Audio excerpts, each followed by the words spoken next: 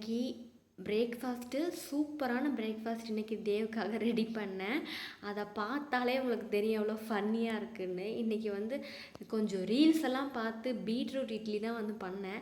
But ஆனா பண்ணும்போது என்னமோ செம்ம கலர்ஃபுல்லா சூப்பரா இருந்துச்சு. ஆனா அது வெந்ததுக்கப்புறம் பாருங்களேன் எப்படி இருக்குன்னு.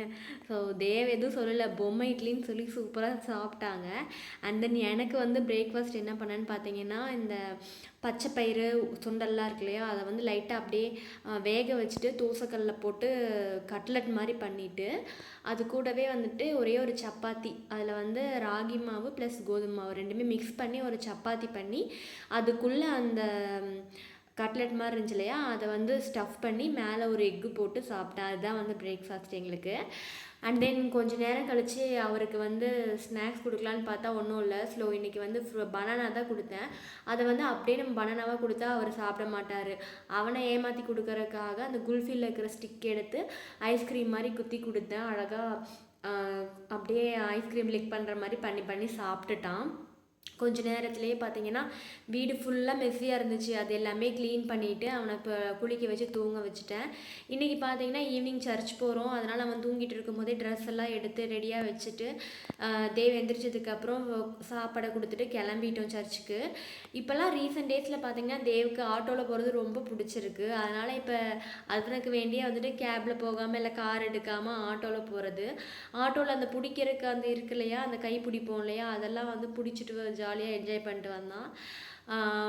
ஓகே, இன்றைக்கி சர்ச்சு வந்தாச்சு. எங்கே போயிருந்தோன்னு பார்த்தீங்கன்னா இன்ஃபென்ட் ஜீசஸ் சர்ச், குழந்தை இயேசு கோயில், நம்ம கோவைப்புதூரில் இருக்குல்ல, அங்கே சர்ச் தான் வந்தோம். தேர்ஸ்டே எப்போவுமே இங்கே ரொம்ப ரொம்ப ஸ்பெஷலாக இருக்கும். ஸோ அதனால் நாங்கள் அன்னைக்கு வந்திருந்தோம். நாங்கள் வந்துட்டு பீஸ்ஃபுல்லாக சாமியெல்லாம் கும்பிட்டுட்டு ரொம்ப நேரம் அங்கே டைம் ஸ்பெண்ட் பண்ணிட்டுருந்தோம். அதுக்கப்புறமா அங்கே அந்த பிரசாதமாக அந்த பொட்டுக்கல்ல அப்புறம் சர்க்கரையெல்லாம் வைப்பாங்க. சர்க்கரையை பார்த்ததுமே அவர் ஜாலியாக உட்காந்து சாப்பிட ஆரம்பிச்சிட்டாரு. ஏன்னா வீட்டில் வந்து நம்ம டீ போடும் போதெல்லாம் சுகர் பார்த்தா கேட்பா, நான் கொடுக்க மாட்டேன். அங்கே வந்து எடுத்து கொடுத்தோன்னே ஒரே ஜாலி குஷியாக சாப்பிட்ருந்தான். சரி கிளம்புறதுக்கு முன்னாடி ஒரு ஃபோட்டோ எடுக்கலான்னா ஒரு ஃபோட்டோ கூட அவன் வரலைங்க. அங்கே பாருங்கள், தூக்கி வச்சதுலேருந்து கீழே இறங்கி ஓடணும்னு சொல்லி ஒரு ஃபோட்டோ கூட எடுக்க முடியல. அங்கே ஓடிக்கிட்டே தான் இருந்தான். அந்த சர்ச்சு இருக்க பிளேஸை விட அதை சுற்றி நிறையா ஸ்பேஸ் இருக்கும். ஸோ குழந்தைங்க வந்தாங்கன்னா சூப்பராக என்ஜாய் பண்ணுவாங்க.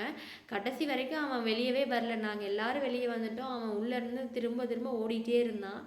அதுக்கப்புறமா கிளம்பி நாங்கள் வெளியே வந்தோம்.